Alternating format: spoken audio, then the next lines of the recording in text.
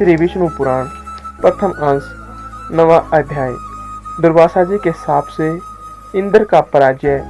ब्रह्मा जी की स्तुति से प्रसन्न हुए भगवान का प्रकट होकर देवताओं को समुद्र मंथन का उपदेश करना तथा देवता और दैत्यों का समुद्र मंथन। श्री पराशर जी बोले, हे मित्र, तुमने इस समय मुझसे जिसके विषय में पूछा है वह श्री संबंध मैंने भी मरीचि ऋषि से सुना था, वह मैं तुम्हें सुनाता हूँ, सुनो। एक बार शंकर के अंश अवतार श्री दुर्वासा जी पृथ्वी तल में विचर रहे थे। घूमते घूमते उन्होंने एक विद्याधरी के हाथों में संतानक पुष्पों की एक दिव्य माला देखी। उसकी गंध से सुवासित होकर वह वनवासियों के लिए अति सेवनीय हो रहा था। तब उन उन्मत्त व्यक्ति वाले विप्रवर ने वह सुंदर माला देखकर उसे उस विद्याधर सुंदरी से मांगा। उनके मांगने पर उस बड़े बड़े नेत्रों वाली कृष्णांगी विद्याधरी ने उन्हें आदरपूर्वक प्रणाम कर वह माला दे दी। उस उन्मत्त वेशधारी विप्रवर ने उसे लेकर अपने मस्तक पर डाल लिया और पृथ्वी पर विचरने लगे। इसी समय उन्होंने उन्मत्त ऐरावत पर चढ़कर देवताओं के साथ आते हुए त्रिलोकाधिपति सचिपति इंद्र को देखा। उन्हें देखकर मुनिवर दुर्वासा ने उन्मत्त के समान व मत वाले भौरों से गुंजायमान माला अपने सिर से उतारकर देवराज इंद्र के ऊपर फेंक दी। देवराज ने उसे ऐरावत के मस्तक पर डाल दिया। उस समय वह ऐसी सुशोभित हुई मानो कैलाश पर्वत के शिखर पर श्री गंगा जी विराजमान हो। उस मदमस्त हाथी ने भी उसकी गंध से आकर्षित हो उसे सूंड से पकड़कर पृथ्वी पर फेंक दिया। यह देखकर मुनि श्रेष्ठ भगवान दुर्वासा जी अति क्रोधित हुए और देवराज इंद्र से इस प्रकार बोले, अरे ऐश्वर्य के मद से दूषित चित्त इंद्र, तू बड़ा ढीठ है। तूने मेरी दी हुई संपूर्ण शोभा की धाम माला का कुछ भी आदर नहीं किया। तूने न तो प्रणाम करके बड़ी कृपा की ऐसा ही कहा और न हर्ष से प्रसन्न वदन होकर उसे अपने सिर पर ही रखा। रे मूढ़, तूने मेरी दी हुई माला का कुछ भी मूल्य नहीं समझा, इसलिए तेरा त्रिलोकी का वैभव नष्ट हो जाएगा। इंद्र, निश्चय ही तू मुझे और ब्राह्मणों के समान ही समझता है, इसलिए तूने मेरा इस प्रकार अपमान किया है। तूने मेरी दी हुई माला को पृथ्वी पर फेंका है, इसलिए तेरा यह त्रिभुवन भी शीघ्र ही श्रीहीन हो जाएगा। इंद्र, जिसके क्रुद्ध होने पर संपूर्ण चराचर जगत भयभीत हो जाता है, उसका ही तूने अति गर्व से इस प्रकार अपमान किया। श्री पराशर जी बोले, तब तो इंद्र ने तुरंत ही ऐरावत हाथी से उतरकर निष्पाप मुनिवर दुर्वासा जी को अनुनय विनय करके प्रसन्न किया। तब उसके प्रणाम आदि करने से प्रसन्न होकर मुनि श्रेष्ठ दुर्वासा जी उससे इस प्रकार कहने लगे, इंद्र, मैं कृपालु चित्त नहीं हूँ, मेरे अंतकरण में क्षमा का स्थान नहीं है। वे मुनिजन तो और ही है, तुम समझो, मैं तो दुर्वासा हूँ न। गौतम आदि अन्य मुनिजनों ने व्यर्थ ही तुझे इतना मुंह लगा लिया है, पर याद रख, मुझ दुर्वासा का सर्वस्व तो क्षमा न करना ही है। दया मूर्ति वशिष्ठ आदि के बढ़ बढ़कर स्तुति करने से तो इतना गर्वीला हो गया है कि आज मेरा भी अपमान करने चला है। अरे आप त्रिलोकी में भरकुटी को देखकर भयभीत न हो जाए। अरे सत्कर्तो, तू बारंबार अनुनय विनय करने का ढोंग क्यों करता है? तेरे इस कहने सुनने से क्या होगा? मैं क्षमा नहीं कर सकता। श्री पराशर जी बोले, हे ब्रह्मन, इस प्रकार कह वे विप्रवर वहां से चल दिए और इंद्र भी ऐरावत पर चढ़कर अमरावती को चले गए। हे मित्र, तभी से इंद्र के सहित तीनों लोक वृक्षलता आदि के क्षीण हो जाने से श्रीहीन और नष्ट भ्रष्ट होने लगे। तब से यज्ञों का होना बंद हो गया। तपस्वियों ने तप करना छोड़ दिया तथा लोगों का दान आदि धर्मों में चित्त नहीं रहा। हे द्विज उत्तम, संपूर्ण लोग आदि के वशीभूत हो जाने से सत्शून्य सामर्थ्यहीन हो गए और तुच्छ वस्तुओं के लिए भी लालायित रहने लगे। जहाँ सत्व होता है वहीं लक्ष्मी रहती है और सत्व भी लक्ष्मी का ही साथी है। श्रीहीनों में भला सत्व कहाँ, और बिना सत्व के गुण कैसे ठहर सकते हैं। बिना गुणों के पुरुष में बल, शौर्य आदि सभी का अभाव हो जाता है और निर्बल तथा अशक्त पुरुष सभी से अपमानित होता है। अपमानित होने पर प्रतिष्ठित पुरुष की बुद्धि बिगड़ जाती है। इस प्रकार त्रिलोकी के श्रीहीन और सत्व रहित हो जाने पर दैत्य और दानवों ने देवताओं पर चढ़ाई कर दी। सत्व और वैभव से शून्य होने पर भी दैत्यों ने लोभवश निसत्व और श्रीहीन देवताओं से घोर युद्ध ठाना। अंत में दैत्यों द्वारा देवता लोग परास्त हुए। तब इंद्र आदि समस्त देवगण अग्निदेव को आगे कर महाभाग पितामह श्री ब्रह्मा जी की शरण गए।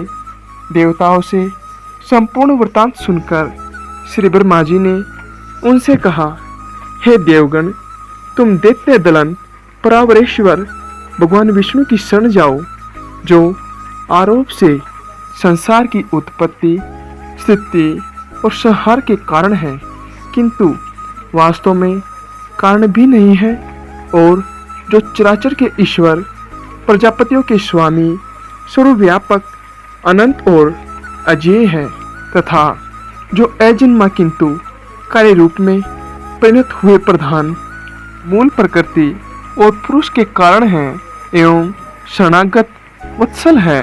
शरण जाने पर वे अवश्य तुम्हारा मंगल करेंगे।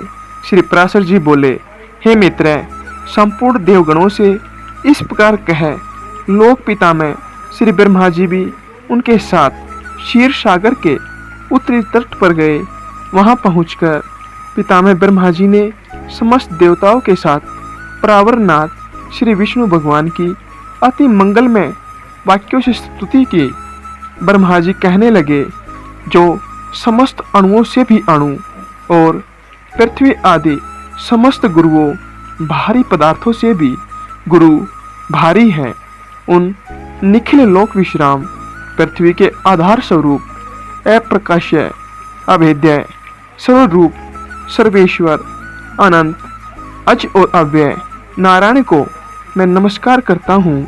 मेरे सहित संपूर्ण जगत जिसमें स्थित है, जिससे उत्पन्न हुआ है, और जो देव सर्वभूतमय है, तथा जो पर प्रधान आदि से भी परे है, जो पर पुरुष से भी परे है, मुक्ति लाभ के लिए मोक्षकामी मुनिजन जिसका ध्यान धरते हैं, तथा जिस ईश्वर में सत्व आदि प्राकृतिक गुणों का सर्वथा अभाव है, वह समस्त शुद्ध पदार्थों से भी परम शुद्ध परमात्मा स्वरूप आदि पुरुष हम पर प्रसन्न हो। जिस शुद्ध स्वरूप भगवान की शक्ति, विभूति, कला, काष्ठा और मुहूर्त आदि कालक्रम का विषय नहीं है, वे भगवान विष्णु हम पर प्रसन्न हो। जो शुद्ध स्वरूप होकर भी उपचार से परमेश्वर, परमा महालक्ष्मी, ईश्वरपति अर्थात लक्ष्मीपति कहलाते हैं, और जो समस्त देहधारियों की आत्मा है, वे श्री विष्णु भगवान हम पर प्रसन्न हो। जो कारण और कार्य रूप है, तथा कारण के भी कारण और कार्य के भी कार्य है, वे श्री हरि हम पर प्रसन्न हो।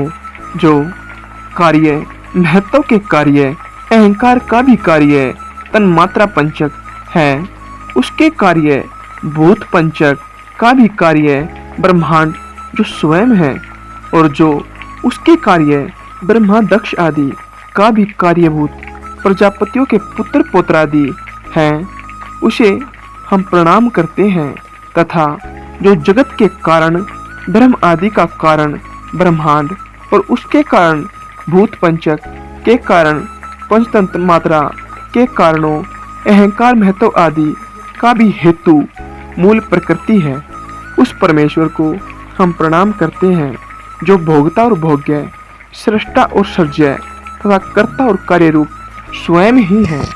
उस परम पद को हम प्रणाम करते हैं जो विशुद्ध बोध स्वरूप, नित्य, अजन्म, अक्षय, अव्यय, अव्यक्त और अविकारी है। वही विष्णु का परम पद पर स्वरूप है जो न स्थूल है, न सूक्ष्म और न किसी अन्य विशेषण का विषय है। वही भगवान विष्णु का नित्य निर्मल परम पद है। हम उसको प्रणाम करते हैं जिसके अयुतांश 10,000वें अंश के अयुतांश में यह विश्व रचना की शक्ति स्थित है, तथा जो पर ब्रह्मा स्वरूप है उस अव्यय को हम प्रणाम करते हैं। नित्य युग योगीगण अपने पुण्य पाप आदि का क्षय हो जाने पर ओंकार द्वारा चिंतनीय जिस अविनाशी पद का साक्षात्कार करते हैं, वही भगवान विष्णु का परम पद है, जिसको देवगण, मुनिगण, शंकर और मैं कोई भी नहीं जान सकते। वही परमेश्वर श्री विष्णु का परम पद है, जिस अभूतपूर्व देव की ब्रह्मा, विष्णु और शिव रूप शक्तियां हैं, वही भगवान विष्णु का परम पद है। हे सर्वेश्वर, हे सर्वभूतात्मन, हे सर्वरूप, हे सर्वाधार, हे अच्युत, हे विष्णु, हम भक्तों पर प्रसन्न होकर हमें दर्शन दीजिए। श्री पराशर जी बोले। ब्रह्मा जी के इन उद्गारों को सुनकर देवगण भी प्रणाम करके बोले, प्रभु हम पर प्रसन्न होकर हमें दर्शन दीजिए। हे जगत उद्धाम, सर्वगत, अच्युत, जिसे ये भगवान ब्रह्मा जी भी नहीं जानते, आपके उस परम पद को हम प्रणाम करते हैं। तदंतर ब्रह्मा और देवगणों द्वारा विनती करने के उपरांत बृहस्पति आदि समस्त देव ऋषिगण कहने लगे, जो परम सत्वनीय आद्य यज्ञ पुरुष है और पूर्वजों के भी पूर्व मूल्य है, उन जगत के रचयिता निर्विशेष परमात्मा को हम नमस्कार करते हैं।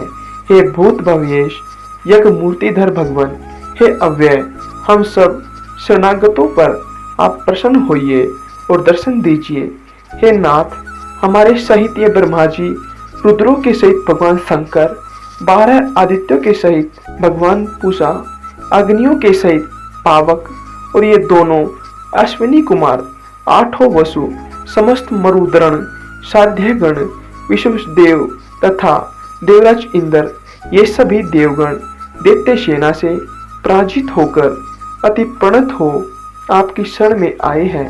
श्री पराशर जी बोले, हे मित्र, इस प्रकार स्तुति किए जाने पर शंख चक्रधारी भगवान परमेश्वर उनके सम्मुख प्रकट हुए। तब उस शंख चक्र गदाधारी उत्कृष्ट तेज राशि में अपूर्व दिव्य मूर्ति को देखकर पितामह आदि समस्त देवगण अति विनय पूर्वक प्रणाम कर सोमवश चकित नयन हो उन कमल नयन भगवान की स्तुति करने लगे। देवगण बोले, हे प्रभु, आपको नमस्कार है। आप निर्विशेष हैं, तथापि आप ही ब्रह्मा हैं, आप ही शंकर हैं, तथा आप ही इंद्र, अग्नि, पवन, वरुण, सूर्य और यमराज है।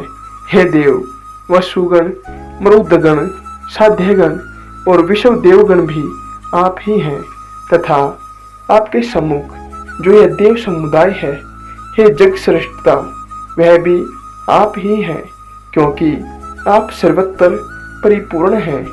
आप ही यज्ञ हैं, आप ही वष्टकार हैं, तथा आप ही ओंकार और प्रजापति हैं। हे सर्वात्मन, विद्या, वेद और संपूर्ण जगत आप ही का स्वरूप तो है। हे विष्णु, दैत्यों से पराजित हुए हम आतुर होकर आपकी शरण में आए हैं। हे सर्वस्वरूप, आप हम पर प्रसन्न होइए और अपने तेज से हमें सशक्त कीजिए। हे संपूर्ण कष्टों को हरने वाले प्रभु, जब तक जीव आपकी शरण में नहीं जाता तभी तक उसमें दीनता, इच्छा, मोह और दुख आदि रहते हैं। हे प्रश्नात्मा, हम शरणागतों पर आप प्रसन्न होइए और हे नाथ, अपनी शक्ति से हम सब देवताओं के खोए हुए तेज को पुनः बढ़ाइए। विनीत देवताओं द्वारा इस प्रकार स्तुति किए जाने पर विश्वकर्मा भगवान हरि प्रसन्न होकर इस प्रकार बोले, हे देवगण, मैं तुम्हारे तेज को फिर बढ़ाऊंगा। तुम इस समय मैं जैसे कहता हूँ वैसे करो। तुम दैत्यों के साथ संपूर्ण औषधियां लाकर अमृत के लिए क्षीर सागर में डालो और मंदराचल को मथानी तथा वासुकी नाग को नेति बनाकर उसे दैत्य और दानों के सहित मेरी सहायता से मत कर अमृत निकालो। तुम लोग साम नीति का अवलंबन कर दैत्यों से कहो कि इस काम में सहायता करने से आप लोग भी इसके फल में बराबर का हक पाएंगे। समुद्र के मथने पर उससे जो अमृत निकलेगा उसका पान करने से तुम सबल और अमर हो जाओगे। हे देवगण, तुम्हारे लिए मैं ऐसी युक्ति करूंगा जिससे तुम्हारे द्वेषी दैत्यों को अमृत न मिल सकेगा और उनके हिस्से में केवल समुद्र मंथन का कलेश ही आएगा। तब भगवान विष्णु के ऐसा कहने पर सभी देवगण दैत्यों से संधि करके अमृत प्राप्ति के लिए यत्न करने लगे। देव, दानव और दैत्यों ने नाना प्रकार की औषधियां लाकर उन्हें शरद ऋतु के आकाश की सी निर्मल कांति वाले क्षीर सागर के जल में डाला और मंदराचल को मथानी तथा वासुकी नाग को नेति बनाकर बड़े वेग से अमृत मथना आरंभ किया। भगवान ने जिस तरफ वासुकी की पूंछ थी उस ओर देवताओं को तथा जिस तरफ मुख था उधर दैत्यों को नियुक्त किया। महातेजस्वी वासुकी के मुख से निकलते हुए निश्वासग्नि से झुलसकर सभी दैत्यगण निस्तेज हो गए और उसी श्वास वायु से विक्षिप्त हुए। मेषों के पूंछ की और बरसते रहने से देवताओं की शक्ति बढ़ती गई।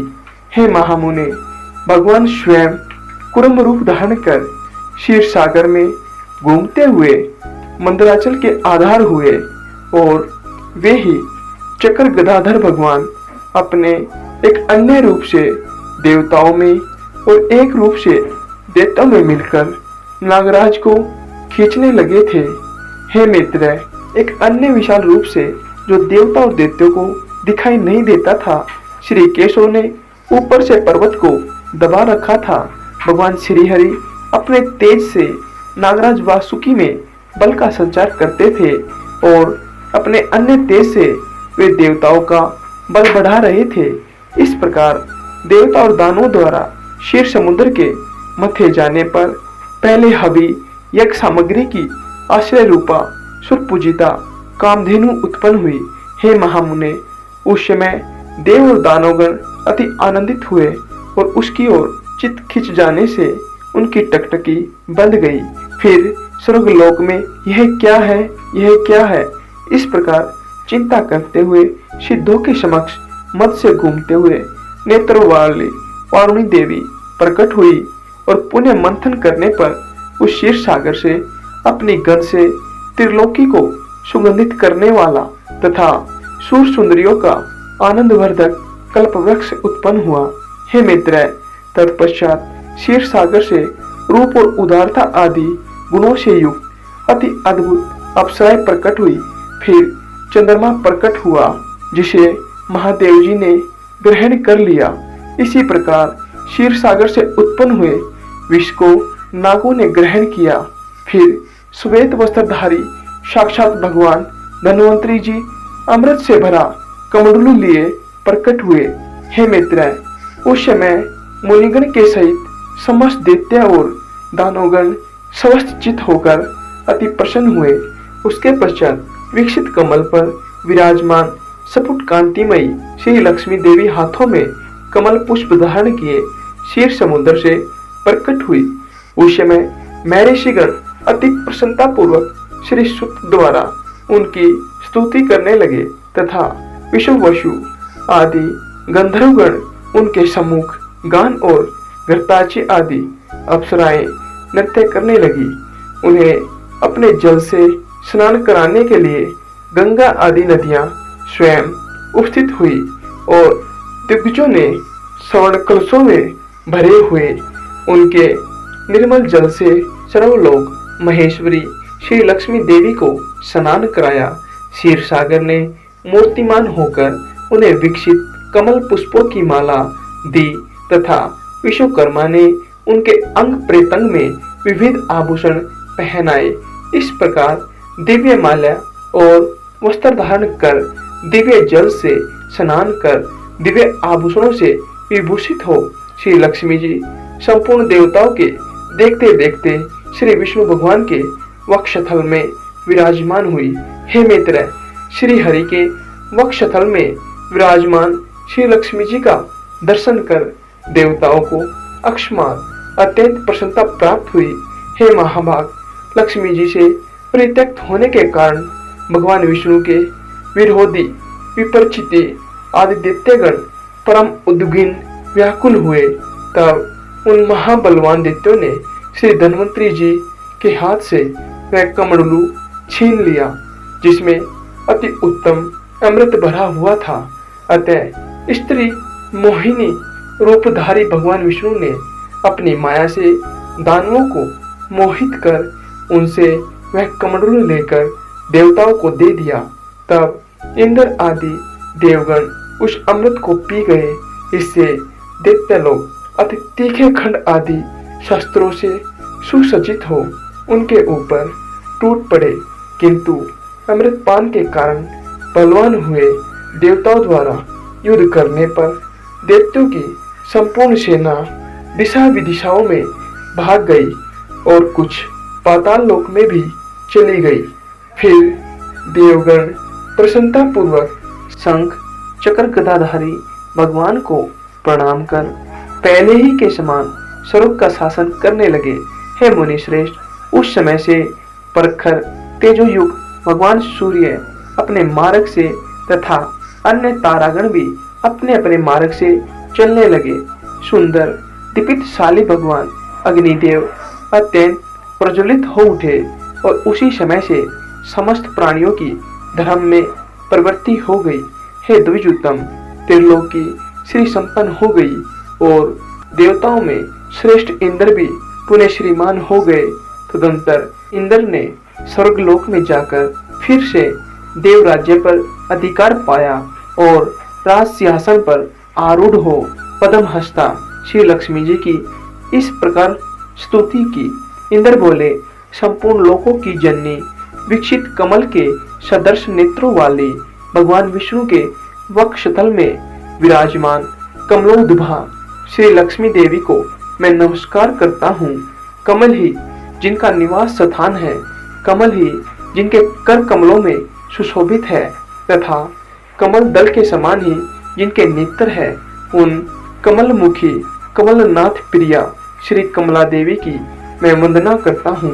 हे देवी, तुम सिद्धि हो, सवधा हो, स्वाहा हो, सुधा हो और त्रिलोकी को पवित्र करने वाली हो तथा तुम ही संध्या, रात्रि, प्रभा, विभूति, मेधा, श्रद्धा और सरस्वती हो। हे शोभने, यज्ञ विद्या, कर्मकांड, महाविद्या, उपासना और गुह्य विद्या, इंद्रजाल तुम ही हो तथा हे देवी, तुम ही मुक्ति फलदायिनी आत्म विद्या हो। हे देवी, आन्वीक्षिक ही तर्क विद्या, वेत्री, वार्ता, शिल्प, वाणिज्य आदि और दंड नीति, राजनीति भी तुम ही हो। तुम ही ने अपने शांत और उग्र रूपों से यह समस्त संसार व्याप्त किया हुआ है। हे देवी, तुम्हारे बिना और ऐसी कौन स्त्री है जो देव देव भगवान गदाधर के योगी जन चिंतित सर्व यज्ञ में शरीर का आश्रय पा सके। हे देवी, तुम्हारे छोड़ देने पर संपूर्ण त्रिलोकी नष्ट प्राय हो गई थी। अब तुम्ही ने उसे पुनः जीवन दान दिया है। हे महाभागे, स्त्री, पुत्र, ग्रह, धन, धान्य तथा सुहृदय, ये सब सदा आप ही के दृष्टिपात से मनुष्य को मिलते हैं। हे देवी, तुम्हारी कृपा दृष्टि के पात्र पुरुषों के लिए शारीरिक आरोग्य, ऐश्वर्य, शत्रु पक्ष का नाश और सुख आदि कुछ भी दुर्लभ नहीं है। तुम संपूर्ण लोकों की माता हो और देव देव भगवान हरि पिता है। हे मात, तुमसे और श्री विष्णु भगवान से यह संपूर्ण चराचर जगत व्याप्त है। हे सर्व पावनी मातेश्वरी, हमारे कोष, खजाना, गोष्ठ, पशुशाला, गृह, भोग सामग्री, शरीर और स्त्री आदि को आप कभी न त्यागे, अर्थात इनमें भरपूर रहे। अग्नि, विष्णु वक्षस्थल निवासिनी, हमारे पुत्र, सुहृद, पशु और भूषण आदि को आप कभी न छोड़े। हे अमले, जिन मनुष्यों को तुम छोड़ देती हो उन्हें सत्व, मानसिक बल, सत्य, सोच और शील आदि गुण भी शीघ्र ही त्याग देते हैं। और तुम्हारी कृपा दृष्टि होने पर तो गुणहीन पुरुष भी शीघ्र ही शील आदि संपूर्ण गुण और कुलीनता तथा ऐश्वर्य आदि से संपन्न हो जाते हैं। हे देवी, जिस पर तुम्हारी कृपा दृष्टि है वही प्रशंसनीय है, वही गुणी है, वही धन्य भाग्य है, वही कुलीन और बुद्धिमान है तथा वही शूरवीर और पराक्रमी है। हे विष्णु प्रिय, हे जगजननी, तुम जिससे विमुख हो उसके तो शील आदि सभी गुण तुरंत अवगुण रूप हो जाते हैं।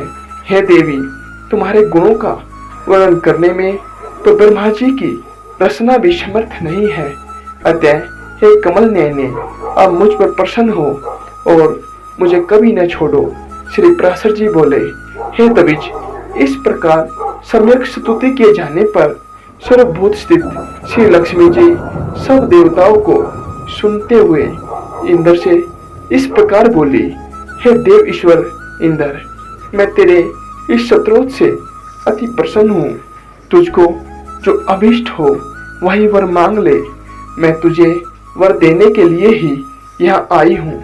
इंद्र बोले, हे देवी, यदि आप वर देना चाहती हैं और मैं भी यदि वर पाने योग्य हूँ तो मुझको पहला वर तो यही दीजिए कि आप इस त्रिलोकी का कभी त्याग न करें। और हे समुद्र समूहे, दूसरा वर मुझे यह दीजिए कि जो कोई आपके स्तोत्र की स्तुति करे या सुने उसे आप कभी न त्यागे।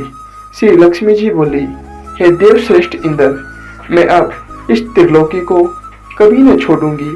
तेरे स्तोत्र से प्रसन्न होकर मैं तुझे यह वर देती हूँ तथा जो कोई मनुष्य प्रातःकाल और सायंकाल के समय इस स्तोत्र से मैं स्तुति करेगा उससे भी मैं कभी विमुख न होऊंगी।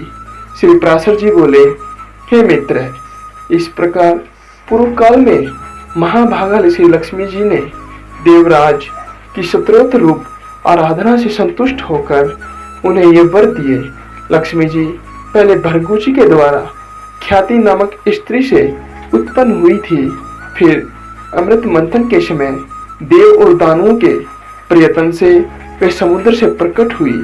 इस प्रकार संसार के स्वामी देवाधिदेव श्री विष्णु भगवान जब जब अवतार धारण करते हैं तभी लक्ष्मी जी उनके साथ रहती हैं। जब श्री हरि आदित्य रूप हुए तो वे पद्म से फिर उत्पन्न हुई और पद्मा कहलाई, तथा जब वे परशुराम हुए तो ये पृथ्वी हुई। श्री हरि के राम होने पर ये सीता जी हुई और कृष्ण अवतार में श्री रुक्मणी जी हुई। इसी प्रकार अन्य अवतारों में भी ये भगवान से कभी अलग नहीं होती। भगवान के देवरूप होने पर ये दिव्य शरीर धारण करती है और मनुष्य होने पर मानवीय रूप से प्रकट होती है। विष्णु भगवान के शरीर के अनुरूप ही ये अपना शरीर भी बना लेती है। जो मनुष्य लक्ष्मी जी के जन्म की इस कथा को सुनेगा अथवा पढ़ेगा, उसके घर में वर्तमान, आगामी और भूत तीनों कुलों के रहते हुए कभी लक्ष्मी का नाश न होगा। जिन घरों में लक्ष्मी जी के इस स्तोत्र का पाठ होता है, उनमें कलह की आधारभूत दरिद्रता कभी नहीं ठहर सकती। हे ब्राह्मण, तुमने जो मुझसे पूछा था कि पहले भृगु जी की पुत्री होकर फिर लक्ष्मी जी क्षीर समुद्र से कैसे उत्पन्न हुई, सो मैंने तुमसे यह सब वृत्तांत कह दिया। इस प्रकार इंद्र के मुख से प्रकट हुई यह लक्ष्मी जी की स्तुति सकल विभूतियों की प्राप्ति का कारण है। जो लोग इसका नित्य प्रति पाठ करेंगे, उनके घर में निर्धनता कभी नहीं रह सकेगी। यहाँ श्री विष्णु पुराण के प्रथम अंश का 9वां अध्याय समाप्त होता है।